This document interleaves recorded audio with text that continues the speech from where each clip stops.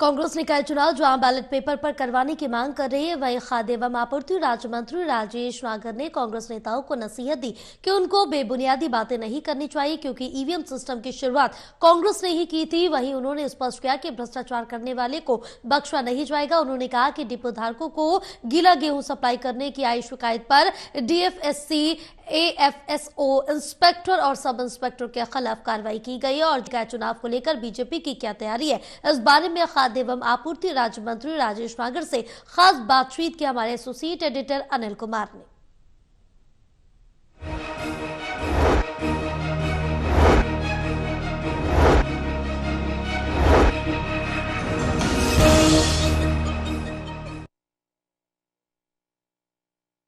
खाद्य एवं आपूर्ति राज्य मंत्री राजेश नागर ने औचक निरीक्षण किया है।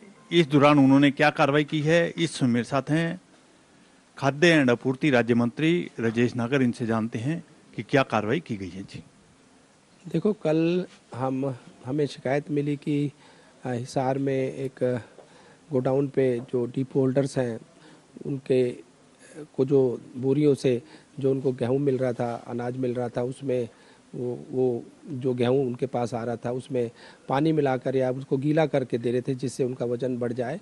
हम मौके पर कल हमने जाकर देखा कि वहाँ पर सही में जो बोरियां थी वो गीली थी और पानी उसमें मिला हुआ था, तो उसी के तहत हमने कल ये कार्रवाई की।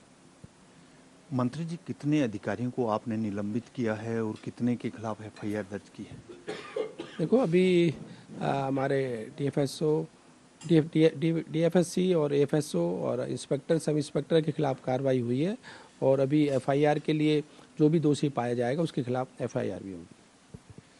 मंत्री जी, जब से आपने पदभार संभाला है, कई जगह आपने निरीक्षण किया है, अभी तक कितने अधिकारियों के खिलाफ कार्रवाई की गई?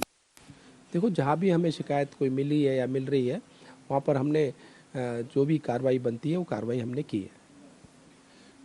मंत्री जी, आपके पास बड़ा महत्वपूर्ण विभाग है जो लोगों से सीधा जुड़ा हुआ है।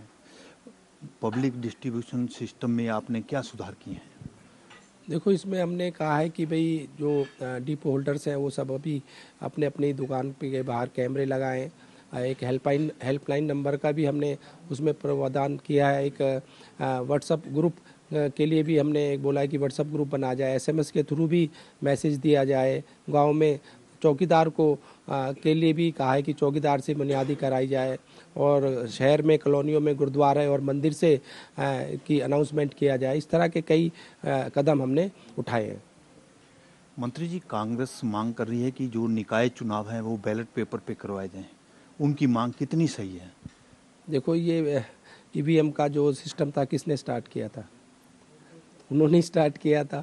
तो ये ईवीएम जहाँ पे इनकी सरकार जीत जाती है वहाँ तो ये ठीक है, जहाँ इनकी सरकार नहीं आती है वहाँ ये दोष लगाते हैं। तो इस तरह से ये बेबुनियादी बातें हैं, इन पे इनको सोचना चाहिए कि इस तरह की बातें इनको नहीं कहनी चाहिए।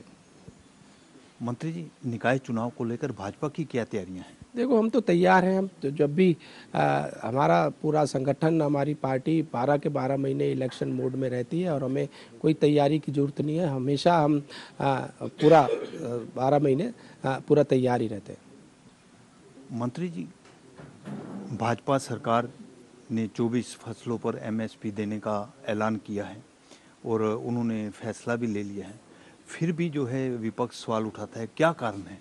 देखो, ये बेबुनियादी बातें करते हैं। हमने जो पहला राज्य है भारत का जिसमें 24 फसलों को एमएसपी पे खरीदा जा रहा है, उसके लिए नोटिफिकेशन भी जारी हो गया है। तो इस तरह की बातें ये करते रहे हैं और करते आ रहे हैं। तो इस पे कोई इनके बातों पे आज जनता बिल्कुल अवेयरनेस जनता के बीच में आ गई है। जिस तरह से भोली वाली जनता को इन्होंने लोकसभा के चुनाव में बहकाया, गुमराह किया, एक नैरेटिव सेट करा, अब इनकी बातों में कोई जनता नहीं आने वाली। मंत्री जी, भ्रष्टाचार करने वाले अधिकारी के खिलाफ कार्रवाई आपने की है, क्या आगे भी जारी रहेगी? बिल्कुल, जो भी शिकायत हमें कहीं से भी मिलेगी हम उस पर कार्रवाई करेंगे। ये थे मेरे साथ खाद्य एवं आपूर्ति राज्य मंत्री राजेश नागर। इन्होंने बताया कि भ्रष्टाचार करने वाले अधिकारियों को बख्शा नहीं जाएगा।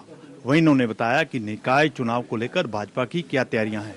Anil Kumar, total news, Chandigarh.